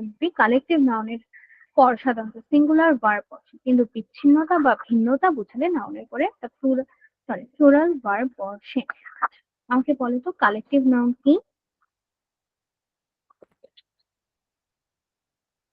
এক শ্রেণীর ব্যক্তি বা বস্তুর সমষ্টির নামকে হচ্ছে কালেকটিভ নাউন বলে। Very good, very good. যেমন উদাহরণ হতে পারে যেমন গ্রুপ, আর্মি, হ্যাঁ আর্মি, এটা একটা কালেকটিভ নাউনের উদাহরণ। তারপর যেমন ফ্লোক, হার্ট অফ ক্যাটেল, হ্যাঁ এটা হতে পারে। Very good. তো এটাই বলেছে যে কালেকটিভ নাউনের পর সাধারণত সিঙ্গুলার ভার্বে বসে, কিন্তু বিচ্ছিন্নতা বা ভিন্নতা বোঝালে নাউনের পর প্লুরাল বসে। মানে এটা অর্থের দিকে আসলে আমাদের তাকাতে হবে। ফার্স্ট এক্সাম্পল তাকাই, the committee is making the planning of Dhaka city তৈরির একটা প্ল্যান করছে। কারা করছে? The committee. আমরা যদি জানি দ্য কমিটি, এটা দেখো এক জাতি অনেককে বোঝাচ্ছে, তো এটা হচ্ছে আমাদের একটা কালেকটিভ নাউন, এই জন্য ভার্ব হয়েছে আমাদের সিঙ্গুলার ইজ। কিন্তু সেকেন্ড সেন্টেন্সে যদি আমরা তাকাই, the committee are divided into two parts, পুরো সেন্টেন্সটা ধরো এখানে কিছু দেয়া নেই, এখানে একটা আন্ডারলাইন করা, এখানে আমাদের ভার্বটা আসলে বসাতে হবে, কিন্তু ভার্ব না বসে আমরা বুঝতে পারছি যে একটা কমিটি দুই পার্টে ভাগ হয়ে গেছে, যে বিচ্ছিন্ন হয়ে গেল বা ভিন্নতার আমি আরেকটা উদাহরণ দিচ্ছি, এর আগে বলো যে এই যে কমিটির যে দুই ভাগ হয়ে গেল, বিচ্ছিন্ন হয়ে গেল, এরকম বোঝালে আমরা হচ্ছে সেখানে ইয়া বসাবো, কি জানি বলে, প্লুরাল ভার্ব বসাবো। কেন বসাবো? কারণ একটা হচ্ছে দুই পার্টে ভাগ হয়েছে, এরকম হলে হচ্ছে আমরা সেটাকে বলি। এখন ভিন্নতা বলতে কি বোঝাচ্ছে? যেমন জুরি, দ্য জুরি যদি আমরা শুনে থাকি, এটা মানে বোঝায় হচ্ছে বিচারক মন্ডলী বা এরকম। The jury came into different decision. তারা হচ্ছে বিচারক মন্ডলীরা হচ্ছে ভিন্ন ডিসিশনে এসেছে। ধরো কি আজকে ফার্স্ট হবে, বিচারক সবাই বসেছে, একজন বলছে আম, অর্ঘ্য হবে, একজন বলছে রাহিল হবে, একজন বলছে লতিফ হবে। এই যে দেখে একটা যে ভিন্নতা চলে আসলে, এক একজন এক এক কথা বলছে, তখন এরকম যখন কোনো সেন্টেন্সে বুঝবো যে একটু ভিন্নতা বোঝাচ্ছে বা বিচ্ছিন্নতা বোঝাচ্ছে, তখন হচ্ছে আমরা সেখানে ভার্বটা প্লুরাল ইউজ করব। কিন্তু একই বোঝালে, যেমন is making the planning of Dhaka city, এখানে এরকম কোনো ইঙ্গিত দেয়া নাই যেটা আলাদা না একসাথে, তো সেখানে আমরা সিঙ্গুলার বসাবো। বুঝেছি? Yes Yes, miss. miss. ওকে, ভেরি গুড। তারপরে রুল 13-এ যদি আমরা তাকাই, কি বলেছে? অ্যাডজেক্টিভের পূর্বে দা বসলে তা প্লুরাল নাউন বোঝায়, তখন এরপরে ব্যবহৃত ভার্বও প্লুরাল হয়। যেমন the rich are born to enjoy their life, এখানে দ্য রিচ বলতে আসলে সাধারণত একটা গোষ্ঠীকে বোঝাচ্ছে। গোষ্ঠী বলতে কি, ধরো বড়লোকরা আহ, হচ্ছে তাদের জন্মই হয় লাইফটাকে এনজয় করার জন্য, এরকম একটা কথা বোঝাচ্ছে। এখানে তো বড়লোক বলতে একজনকেও বোঝাচ্ছে না, বা এটা একটা আসলে যারা বড় ইন জেনারেল তাদের সবাইকে বোঝাচ্ছে। তো এরকম আমরা জানি অ্যাডজেক্টিভ হচ্ছে দোষ, গুণ, অবস্থা, এগুলো প্রকাশ করে। এখানে রিচ এটা হচ্ছে একটা অ্যাডজেক্টিভ, এবং এর পূর্বে যেহেতু দা বসেছে, তাই ভার্বটাও হবে প্লুরাল। যেমন আমরা বলতে পারি যে the English are very expert in English. The English হচ্ছে, আমি বলছি, যেমন ধরো আমি সেন্টেন্সটা লিখি, English were very good in English. দেখো ফার্স্টে এই সেন্টেন্সটা দ্বারা কি বোঝাচ্ছে? The English are very good in English, এটা তো মানুষের ভুল। আসলে কি, দ্য ইংলিশ বলতে এখানে ইংলিশ ব্রিটিশ সাম্রাজ্য বা ব্রিটিশ মানুষদেরকে একত্রে বা একসাথে ইন জেনারেল বোঝাচ্ছে। The English are very good, তারা তো অবশ্যই ইংলিশ অনেক ভালো, তাদের অ্যাকসেন্ট অনেক সুন্দর। তো এই জন্য দ্য ইংলিশ বলতে আসলে এখানে একটা জাতিকে বোঝাচ্ছে বা অনেককে বোঝাচ্ছে। তো এটা হয়ে গেছে আমাদের প্লুরাল, এই জন্য আমাদের ওয়ার্ডটাও হয়ে গেছে প্লুরাল। তো এখানে ইংলিশ এটা যেহেতু একটা অনেকজনকে একসাথে বা একটা জাতিকে বোঝাচ্ছে, তো এটা হয়ে গেছিল আমাদের প্লুরাল ফর্ম। বুঝেছি? Yes, miss. ওকে, আমরা তাহলে আমরা যাই রুল 14। অনেকগুলো ওয়ার্ড আবার শিখতে হবে। Aristocracy, nobility, clergy, people, police, public, peasantry, mankind, cattle, poultry, folk, gentry, vermin, ফ্রোজেন, পেয়ার ইত্যাদি দেখতে সিঙ্গুলার মনে হলেও এদের পরে ভার্ব হয় প্লুরাল। আচ্ছা, অনেকগুলো ওয়ার্ড এসেছে এবং আমাদের অনেকগুলো ওয়ার্ডই আসলে মোটামুটি ইম্পর্টেন্ট। আমরা মিনিংটাও আলোচনা করবো। এর আগে বলি কোনগুলো সব থেকে বেশি কমন। এই যে পিপল অনেক common, police common, public common, তারপর ম্যানকাইন্ড কমন, পিজেন্ট্রি কমন, তারপর এই যে ভার্মিন মোটামুটি দেখা যায়, পেয়ার ডজন তো অনেক বেশি আসে। এখন আমাকে বলো অ্যারিস্টোক্রেসি এটার অর্থ কি?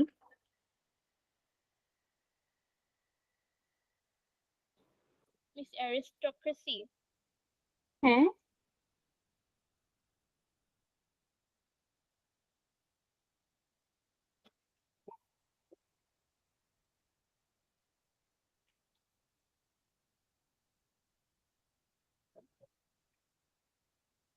অ্যারিস্টোক্রেসি মানে হচ্ছে অভিজাত, এরকম বোঝায়।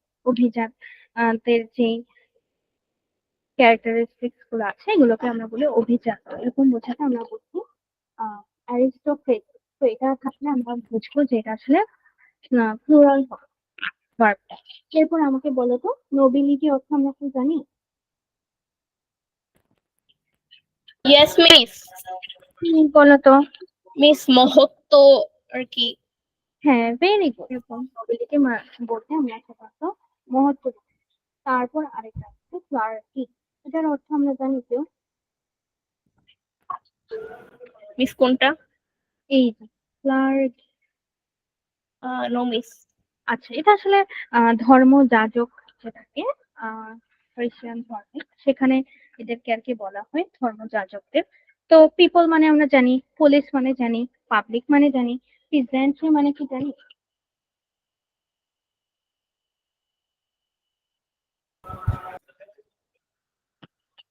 পিজেন্ট্রি মানে হচ্ছে কৃষক। কৃষক সম্প্রদায়কে আমরা বলি পিজেন্ট্রি। অনেক সময় যদি আমরা কোনো ইংলিশ মুভি টুভি দেখে থাকি, ওখানে দেখবো যে এই শব্দগুলো খুব কমন। এই যে এই শব্দটা স্পেশালি খুব কমন। ম্যানকাইন্ড অর্থ কি? মিস মানব জাতি। ম্যানকাইন্ড। আচ্ছা, ক্যাটেলও আমাদের শোনার কথা। ক্যাটেল অর্থ? মিস গরুর আর কি। হ্যাঁ, গরু, ছাগল বা গবাদি পশু যেগুলো এরকম। তারপর পোল্ট্রি আমরা জানি, মুরগি পোল্ট্রি ফার্ম থাকে যে সেগুলো। পোক, এটা সাধারণত রুরাল সাইডে বোঝায়। তারপর জেন্ট্রি অর্থ কি?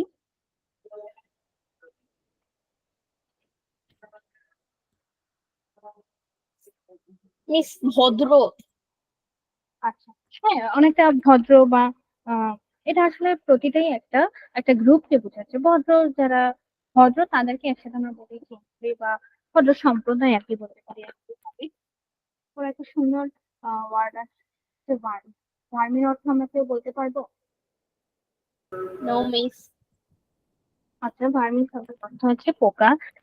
এটা আসলে অর্থগত শব্দ। আর ভার্মিন বলতে আমরা বুঝাইছি যে অনেক খারাপ, যে অনেক মানে একটা পোকার সমতুল্য, এমন কাউকে আমরা ভার্মিন বলি। এরপর ডজন মানে আমরা বুঝি 12টা, পেয়ার মানে বুঝি 2টা, এরকম। তো বলেছে এই শব্দগুলো যদি থাকে সেগুলো সিঙ্গুলার মনে হলেও এগুলো আসলে প্লুরাল। আমার কাছে আসলে সত্যি বলতে এগুলো সব প্লুরালই লাগছে। যেমন পিপল শুনলেই বোঝা যায় অনেক মানুষ, পুলিশ শুনলেও বোঝা যায়। তাও বলি, the police in Bangladesh are more active than first. আগের থেকে নাকি বাংলাদেশের পুলিশ এখন আরো অনেক অ্যাক্টিভ। আচ্ছা, খুব ভালো। দ্য পুলিশ ইন অ্যাক্টিভ, যেহেতু পুলিশ আছে সেই জন্য আমরা দেখবো ভার্বটা হয়ে গেছে plural. Clear everyone? Yes yes miss.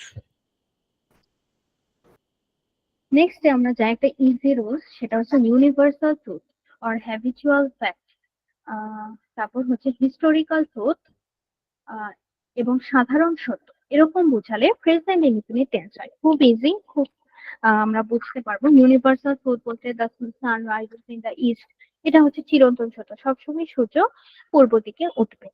Habitual fact হচ্ছে অভ্যাসগত, যেমন I brush my teeth every day, এটা আমার একটা অভ্যাসগত সত্য। এভরিওয়ান, অনেকেই করে, সবাই করে আসলে। তারপরে হচ্ছে হিস্টোরিক্যাল ট্রুথ, যেমন আম, আমাদের যুদ্ধ 1971 সালে হয়েছিল, এটা একটা কিন্তু সত্য, এটা কখনোই বদলাবে না। তো এটা হচ্ছে ঐতিহাসিক সত্য আমরা বলতে পারি বা হিস্টোরিক্যাল ট্রুথ। এবং সাধারণ সত্য, সাধারণ সত্য বলতে বোঝায় যে এভরিওয়ান লাইক কেক, এটা ইন জেনারেল ধরে নেওয়া হয় যে সবারই আসলে কেক পছন্দ, তো এরকম বোঝালে সাধারণ সূত্র।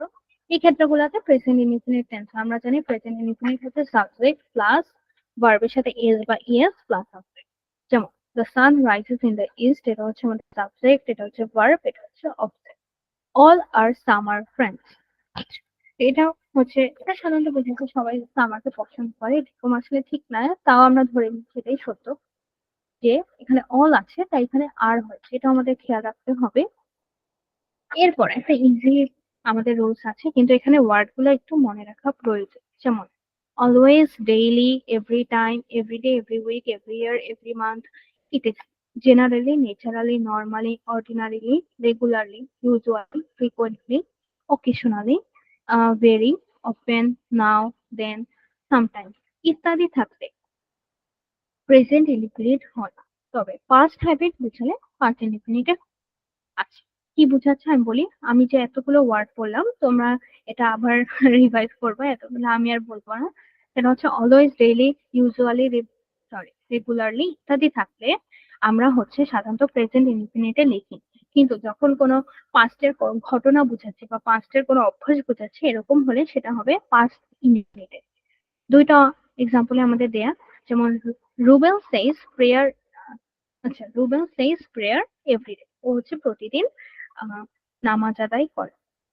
তারপর he was never absent from school, সে, এটা দেখো এটা হচ্ছে ওর পাস্টের একটা অভ্যাসের কথা বোঝাচ্ছে। যখন পাস্ট হ্যাবিট বোঝাবে তখন আমরা সেটা পাস্ট ইনডিফিনিটে লিখবো, সেটা প্রেজেন্ট ইনডিফিনিটে লিখবো না। বুঝেছি এই পর্যন্ত আমরা? Yes, miss. Yes, miss. Very good. এটা ছিল আমাদের রুলস সেকশন। তারপর আমরা আরেকটু আগাই। এরপর আচ্ছা, এর আগে একটা কথা বলি, আমাদের হচ্ছে রাইট নাও ভার্ব যে পিডিএফটা আমরা এখন করছি, এ পর্যন্ত আমাদের 16টা রুলস করা হয়েছে। এখানে আসলে আরো অনেকগুলো রুলস আছে। এটা এটা একটা সত্যি যে এটা তুমি যখন কমপ্লিট করবে সবগুলো, তারপর হচ্ছে দেখবা যে রাইট নাও ভার্বসের 90% কভার, মানে আর কিছুই নেই, এক্সেপশনাল কিছু রুলস ছাড়া আর কিছুই নাই আসলে বাকি আমাদের। তো আমি বলবো যে সবাই একটু আমরা মনোযোগ দিয়ে এটা পড়ার ট্রাই করি, তখন আমরা হয়তো আমরা কিছু ক্লাস এটা কমপ্লিট করতে পারবো। এছাড়া এক্সাম্পল ট্রাই করবো, এক্সারসাইজ করবো, তাহলে আরো ভালো করতে পারবো। আচ্ছা, তো আমরা যেখানে ছিলাম সেটা হচ্ছে রুল 70। বলেছি কোন সেন্টেন্সে now, at this moment, at this time, day by day, day after gradually, increasingly. আচ্ছা, এই দুইটা আমি খুব একটা দেখি নাই, মানে উদাহরণে এই পর্যন্ত আর কি আমরা পড়বো। ডে বাই ডে পর্যন্ত মোস্ট ইম্পর্টেন্ট। কোন সেন্টেন্সে যদি এইগুলো থাকে, নাও থাকবে, অনেক সেন্টেন্সে নাও থাকে, এট দিস মোমেন্ট থাকে, এট দিস টাইম থাকে, ডে বাই ডে থাকে, আহ ইত্যাদি থাকলে উক্ত সেন্টেন্সটি প্রেজেন্ট কন্টিনিউয়াস। প্রেজেন্ট কন্টিনিউয়াসকে আমরা জানি সেটা হচ্ছে subject plus am is are plus হচ্ছে ভার্বের সাথে আইএনজি প্লাস অথ। যেমন the students of Master Mind are increasing day by day. মাস্টার মাইন্ডের স্টুডেন্টসটা হচ্ছে দিন দিন বেড়েই চলছে, এরকম বোঝালে আমরা সেটাকে বলি। এরপর একটা ইজি রুল, সেটা হচ্ছে রুল 18। এটাও মোটামুটি ইজি। কোনো সেন্টেন্সে just, plus now, ever, yet, still, lately, recently, already, in the many in the meantime, so far, up to now, up to present ইত্যাদি থাকলে তো সেন্টেন্সে সাধারণত প্রেজেন্ট পারফেক্ট টেন্সে হয়। কেন? এখানে মনে রাখার একটাই বিষয়, সেটা হচ্ছে তুমি দেখবা জাস্ট আর ইয়েট, এই দুইটা অনেক বেশি আছে রিসেন্টলি, এই তিনটা just, just now, ever, yet, still, lately, recently, already, in the meantime, so far, up to now, up to present। আচ্ছা, এ পর্যন্ত মনে রাখলেও হবে আসলে, অলরেডি পর্যন্ত। We have just reached mastermind. I have fallen in love recently. আচ্ছা, এই word গুলো থাকলে আমরা তখন সেখানে প্রেজেন্ট পারফেক্ট টেন্স ইউজ করব। Clear everyone? Yes, miss. Yes, miss. এই পর্যন্ত যেটা আসলে একটু আমাদের এক্সাম্পল আগে ট্রাই করা দরকার, তাহলে আর একটু ভালো পারবো। এক্সাম্পল একটু প্র্যাকটিস করা দরকার। আহ, যেমন আমি তোমাদেরকে কিছু দিই, তোমরা আমাকে বলো।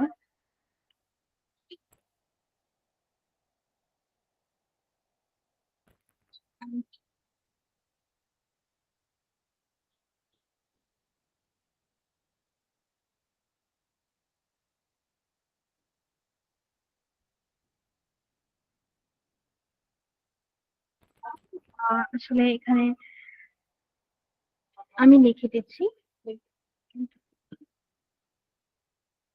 আচ্ছা, আমাকে বলো তো এখানে কি হবে। Neither the president nor the two houses dash property। যদি ক্লিয়ার না হয় আমি লিখিয়ে দিই।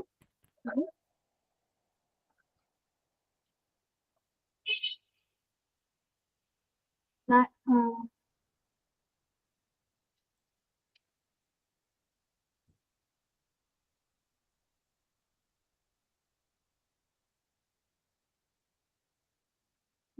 কি হবে এখানে বলো তো, আমাদের মনে আছে এটা রুলসটা? Miss. R, miss. আচ্ছা, ভেরি গুড। আর অর্ঘ্য, কি মনে হয় কি হবে এটা? আর আচ্ছা, তাহলে ভেরি গুড। কেন হবে আমাকে কে বলবে? সামনে পুরো অর্থ বোঝাচ্ছে। আচ্ছা, হ্যাঁ, বলতে পারি যে আইদার অর নাইদার এরকম থাকলে হচ্ছে আমরা পরে নাউনটার দিকে তাকাই, তারপর হচ্ছে পারবে। ভেরি গুড, তার মানে আমাদের মোটামুটি মনে আছে। নেক্সট ক্লাসে আসলে আমরা আরো বেশি প্র্যাকটিস করবো আহ যে কটা রুলস করেছি সেগুলোর মধ্যে থেকে। তো আমরা চলো আবার রুলসে ফিরে যাই। সেটা ছিল আমরা এই পর্যন্ত পড়েছি। নেক্সটে পর রুল 19 থেকে পড়াচ্ছি এখন আমরা। রুল 19 হচ্ছে ফর বা সিন্স প্লাস টাইম থাকে সাধারণত প্রেজেন্ট পারফেক্ট কন্টিনিউয়াস। আচ্ছা, এটা আমরা যারা টেন্স পারি মোটামুটি এটা আমরা সবাই বুঝতে পারছি। যে আমরা মনে আছে কিনা যে ফিউচার পার সরি প্রেজেন্ট পারফেক্টেও যে it has been raining since morning, এরকম একটা আমরা এক্সাম্পল পড়েছিলাম। এখানে ফর কখন হয়, সিন্স কখন হয়, আবার একটু রিপিট করি। ফর হয় হচ্ছে যখন ডিউরেশন অফ টাইম বোঝায়, যেমন 3 ঘন্টা যাবত, 3 ঘন্টা ধরে বৃষ্টি হচ্ছে, 5 ঘন্টা ধরে আমরা পরীক্ষা দিচ্ছি, এরকম ধরে বা যাবত অর্থ বোঝালে সেখানে হয় ফর। কিন্তু যখন হচ্ছে আমাদের কোনো কিছুর শুরুটা বোঝায়, যেমন স্টার্টিং অফ আ টাইম বোঝায়, যেমন সকাল থেকে বৃষ্টি হচ্ছে, it has been raining since morning, সেই সকাল থেকে বৃষ্টি হচ্ছে, সকাল হতে হতে বোঝানো হচ্ছে সিন্স। আর ধরে 3 ঘন্টা ধরে 5 ঘন্টা যাবত এরকম বোঝালে ফর। তো এটাই বুঝিয়েছে যে সেক্ষেত্রে প্রেজেন্ট পারফেক্ট কন্টিনিউয়াস হবে। তবে অতীত কাল বোঝালে পাস্ট পারফেক্ট এবং ভবিষ্যৎ বোঝালে ফিউচার পারফেক্ট। আচ্ছা, আমাদের লাস্ট ক্লাসে যে আমরা টেন্স পড়েছিলাম সেখানে আমরা সবগুলোর এক্সাম্পল দেখেছিলাম মোটামুটি। এই যে we have been learning English for 2 months, এখানে ফর হয়েছে কারণ এটা হচ্ছে 2 মাস যাবত, এরকম বোঝাচ্ছে। তারপর Mo has been watching TV since morning, সে হচ্ছে সকাল থেকে আহ ইংলিশ পড়ছে, তো এই জন্য হচ্ছে আমাদের এখানে সিন্স হয়েছে, সরি ওয়াচিং টিভি, তো এই জন্য হয়েছে। এখন আমাকে বলো পাস্ট পারফেক্ট এর আর ফিউচার পারফেক্ট কন্টিনিউয়াস এই দুই ক্ষেত্রে কি আমাদের কোনো প্রবলেম আছে বুঝতে, এই দুইটা টেন্স নিয়ে? No miss. No miss. Okay, তাহলে আমরা এগুলোর এক্সাম্পল আসলে এখানে নাই, বাট আমরা কাল টেন্স আসলে অনেকগুলো এক্সাম্পল দেখেছিলাম, তো আমি আর রিপিট করছি না। বাট প্রবলেম থাকলে অবশ্যই আমরা রিপিট করবো। নেক্সট, কোনো সেন্টেন্সে অতীত নির্দেশক কোনো শব্দ বা ফ্রেজ, যেমন yesterday, last year, last month, last decade, last week, last century, long long ago, তারপর long since, once upon a time, formerly, back in the past, in those days, এগুলো আসলে আমরা এত মানে এই যে যেগুলো মুখস্থ করার লাগবে যে ওয়ার্ড গুলো সেগুলো আমরা বলে দিয়েছি ফার্স্টের টাইমে। এগুলো আসলে বলছি না কারণ এগুলো আসলে মুখস্থ করার মতো কিছু না। যখনই বুঝবো যে পাঁচ এরকম বুঝেছে তখনই হচ্ছে আমরা পাস্ট ইনডিফিনিট। শোন, I completed my task 2 days ago, এই যে এগো থাকলে এরকম বুঝালে বা পাস্টের কোনো কাজ বুঝলে আমরা পাস্ট ইনডিফিনিট দিয়ে দিব। নেক্সট, অতীতকালে কোনো কাজ চলছিল এরকম বোঝালে বাক্যটি সাধারণত পাস্ট কন্টিনিউয়াস, সেটা আমরা জানি, এগুলো আমাদের টেন্সের নিয়ম। অতীতকালে কোনো কাজ শুরু হয়ে এখনো চলছে, এটারও একটা নিয়ম এরকম। যেমন at the time Mo was passing time with me, সেই সময় হচ্ছে মো আমার সাথে টাইম মানে একসাথে সময় কাটাচ্ছে। কখন? দেন থাকলে, অ্যাট দ্যাট মোমেন্ট থাকলে, অ্যাট দ্যাট টাইম থাকলে।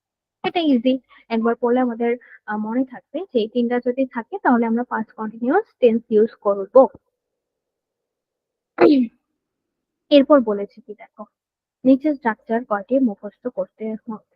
আচ্ছা, আমাকে আগে বলো এগুলোকে আমরা লাস্ট ক্লাসে শিখেছি। আচ্ছা, রাহিল তো মেবি লাস্ট ক্লাসে ছিল না, অর্ঘ বলো তো আমরা শিখেছি আমি এগুলো। এই যে বিফোরের নিয়ম, আফটারের নিয়ম, ভেরি গুড। তার এই প্রথম দুইটা আমরা শিখেছি, তো এই দুইটা আমি হচ্ছে রিপিট করছি।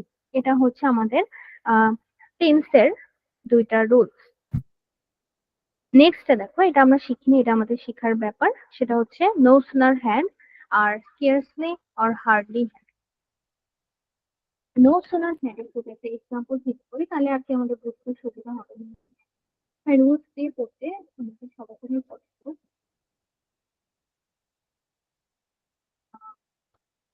এক্সাম্পল দিচ্ছি, যেমন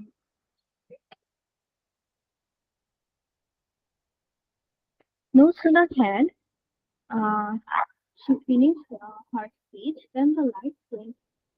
এটা কোথা থেকে আমি একটু ঠিক থাকবো, এটা কি বলতো আমি ব্লাইন্ড করছি। No sooner had she finished her speech than the lights went out, মানে আহ যেই না সে তার স্পিচ বা ধরো একটা বক্তব্য দিচ্ছে সেটা শেষ করলো, সাথে সাথেই হচ্ছে কারেন্ট চলে গেল, লাইট চলে গেল আর কি।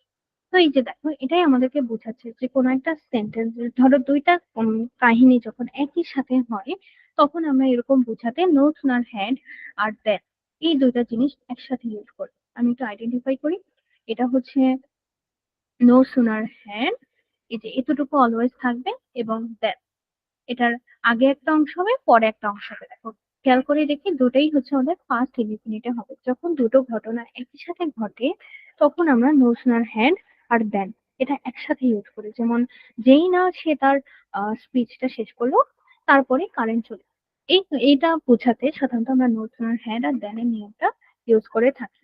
তো আমরা আমাদের পিডিএফ এ দেখি কি লিখেছিল। এই যে নো সুনার হ্যাড হবে, সাবজেক্ট হবে, ভি3 হবে, দেন হবে, সাবজেক্ট হবে, ভি টু হবে। তো হ্যাঁ, মনে রাখা আসলে কষ্ট। এ থেকে আমরা যদি এরকম একটা এক্সাম্পল মনে রাখি তাহলে বেশি ইজি। যেমন no sooner had she finished her speech then the lights went out. এখানে সাবজেক্ট আছে নো সুনার হ্যাড শি, তারপর ফিনিশড, এখানে ভি3 আছে, ফিনিশ থেকে finished her speech then the lights went out. যদি আমরা স্ট্রাকচারটা বুঝে থাকি এবং এক্সাম্পলটা বুঝে থাকি তাহলে আমাকে জানাও তো আমরা কি বুঝেছি, কি বোঝাচ্ছে এখানে।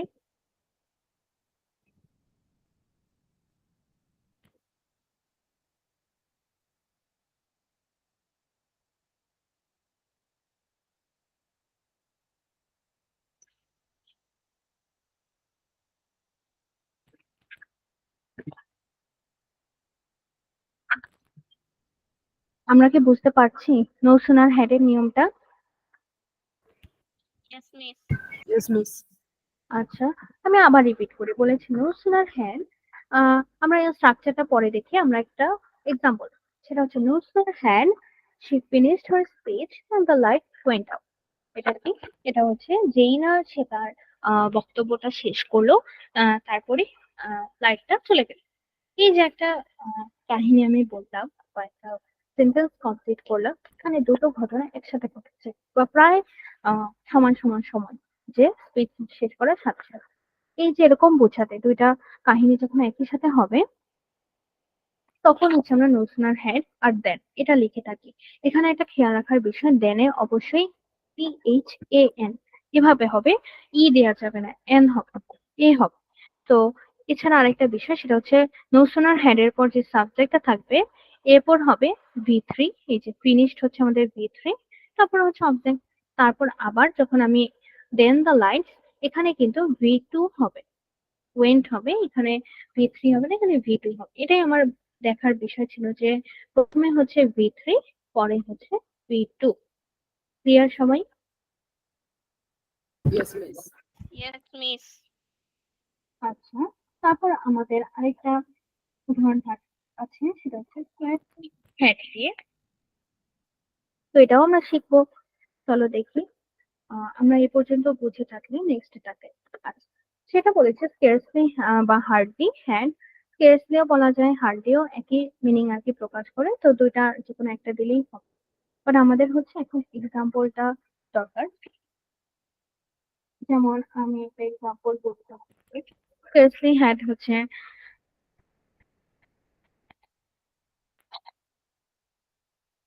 একটা বিষয় যে স্কেয়ারসলি হ্যাড এর সাথে ন্যাশনাল ব্রেনও আছে।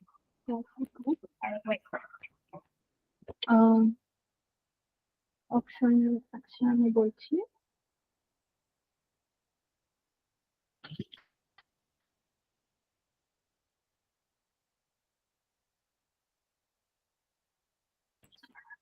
যেমন scarcely had she finished reading when she felt আমাদের বোঝাতে টাইপ তাহলে যেমন আছে। এটা যদি আমরা তাকাই দেখি কি বলেছে, scarcely had she finished reading when she fell asleep। যেমন যখন সে হচ্ছে তার ঘুমিয়ে পড়েছিল, যখন সে ঘুমিয়ে পড়ছিল তখন তার পড়া প্রায়, মানে একদম শেষ বলা যাবে না, প্রায় শেষ বলা যাবে। তো যখন প্রায় শেষ বা হার্ডলি এরকম বোঝায়, ওখানে হার্ডলি হ্যাডও আমরা বলতে পারতাম, স্কেয়ারসলি জায়গায় কোনো সমস্যা নেই, মিনিং একই। তো এরকম বোঝালে হচ্ছে আমরা এই স্কেয়ারসলি এরকমটা বুঝি। স্কেয়ারসলি হ্যাড বলতে যেমন ও যখন ও ঘুমিয়ে পড়ছিল তখন ওর পড়া প্রায় অল্পই শেষ হয়েছে, এরকম বুঝি। তো এক্সাম্পলটা দেখো, যদি আমরা তাকাই ফার্স্টে আমরা দেখবো হচ্ছে স্কেয়ারসলি হ্যাড হবে, তারপর সেম আগের মতো সাবজেক্ট দিব, তারপর V3 বসাবো, তারপর হচ্ছে দেখো রিডিং when should have, এখানে when এর পরেও একটা পার্ট আছে। এখানে আগের মতো দুইটা পার্ট, একটা হচ্ছে scarcely had আর একটা হচ্ছে when। যদি আমরা এখানে তাকাই আমাদের ভার্বে, দেখো scarcely had এর পরে সাবজেক্ট হবে, V3 হবে, আবার when এর পরে V2 হবে। এটাই আমাদের দেখার বিষয় যে scarcely had তারপর একটা পার্ট, যেই পার্টে ফিনিশ সরি ভার্বটা হবে V3, তারপরে when এর পরে ভার্বটা হবে V2। আমরা জানি ফল থেকে ফেল হয়েছে এখানে, তো এটা হচ্ছে আমাদের ভার্বের একটা ফর্ম, ফল, ফেল, ফলেন। এখন আমাকে বলো তো এই পর্যন্ত কি আমরা বুঝেছি কিনা? Yes, miss. Yes, miss.